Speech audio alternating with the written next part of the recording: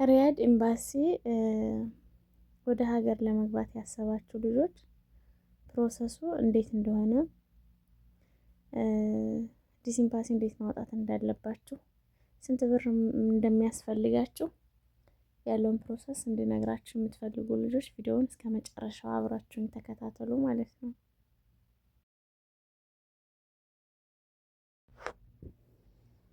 አሰላሙ አሌይኩም ወራህመቱላሂ ወበረካቱ። ሰላም ውድ ቻናሌ ቤተሰቦች እንዴት ናችሁ? ከኔ ጋር ሁሉ ሰላም አልሐምዱሊላህ። ዛሬ በአዲስ ቪዲዮ ብቅ ብያለሁ። በመጀመሪያ ለቻናሌ አዲስ ሆናችሁ ሰብስክራይብ በማድረግ ቤተሰብ ሁኑ። የቻናሌ ቤተሰቦች ደግሞ ላይክ፣ ሼር እያደረጋችሁ አበረታቱኝ።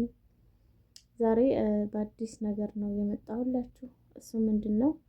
እስከ ቪዲዮ መጨረሻ ድረስ አብራችሁን ሆኖ ላይክ ማድረጋችሁን አትርሱ። ቪዲዮውን ስትጀምሩ እንግዲህ ያው እንደምታውቁት የሪያድ ኤምባሲ ወደ ሀገር ለመሳፈር በጠለብ ወይም ደግሞ በተለያየ መንገድ መጥተን የነበርን ልጆች መንገድ ተዘግቶብን ነበርና ከመሄድ አንችልም ነበረ።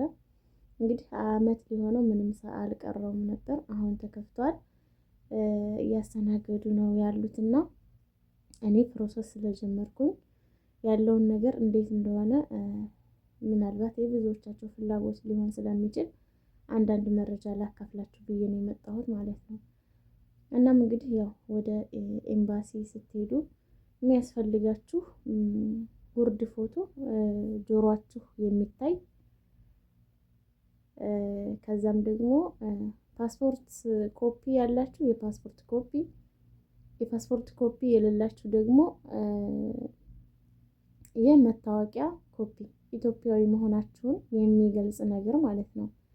የመታወቂያ ኮፒ ቢሆንም ችግር የለውም። ሲቀጥል እንግዲህ ፓስፖርት እጃችሁ ላይ ያለ ልጆች ፓስፖርታችሁ ቀኑ ያላለቀበት ልጆች ካላችሁ አዲስ ኤምባሲ ማውጣት አይጠበቅባችሁም። ፓስፖርታችሁን ኮፒ አድርጋችሁ ኮፒያችሁን ሰጥታችሁ ከዛ ለአሻራ እስከምትጠሩ ድረስ ፌስቡክ ላይ ትጠብቃላችሁ ማለት ነው። ፓስፖርት ያላችሁ ልጆች ለአዲስ ኤምባሲ 450 ሪያል አትከፍሉም ማለት ነው። ግን እሳ ደግሞ ፓስፖርት የሌላችሁ ፓስፖርት እጃችሁ ላይ የሌላችሁ ኮፒው ብቻ ያላችሁ ወይም ደግሞ የመታወቂያ ኮፒ ያላችሁ ፎቶ ትይዛላችሁ። የመታወቂያችሁን ኮፒ ወይ ደግሞ የፓስፖርታችሁን ኮፒ ትሰጣላችሁ። 450 ሪያል ትከፍላላችሁ። ከዛም በኋላ ደረሰኛችሁን ትይዛላችሁ። ኮፒያችሁን ሰጥታችሁ ፌስቡክ ላይ ጠብቁ እስከምትጠሩ ትባላላችሁ ማለት ነው። በነገራችን ላይ ጉርድ ፎቶ የሌላችሁ ልጆች እዛው ኤምባሲ ውስጥ መነሳት ትችላላችሁ። 20 ሪያል አለ፣ 20 ብር ከፍላችሁ መነሳት ትችላላችሁ ማለት ነው። ግን እንደኔ የምመክራችሁ ሌላ ቦታ ተነስታችሁ ይዛችሁ ብትሄዱ ነው። ምክንያቱም ፎቶ ለመነሳት እዛ ራሱ ወረፋው በጣም ከባድ ነው። ወረፋ አለ እና ፎቶ ለመነሳት ወረፋ ስትጠብቁ ያኛው ወረፋ ያልፋቸዋል።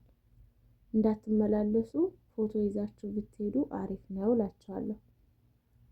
ሲቀጥል ደግሞ እንግዲህ ይሄን ነገር ካደረጋችሁ በኋላ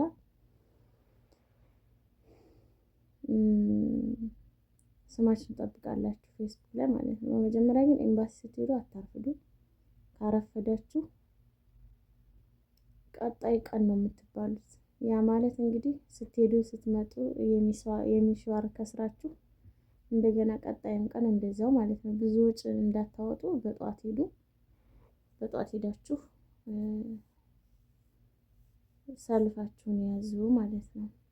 ከዛ እንግዲህ ፌስቡክ ላይ ከዚህ በፊት አሻራ ስላልተጀመረ ቆይቶብን ነበር። የኛ ራሱ ቆይቶ ነው የተጠራ ነውና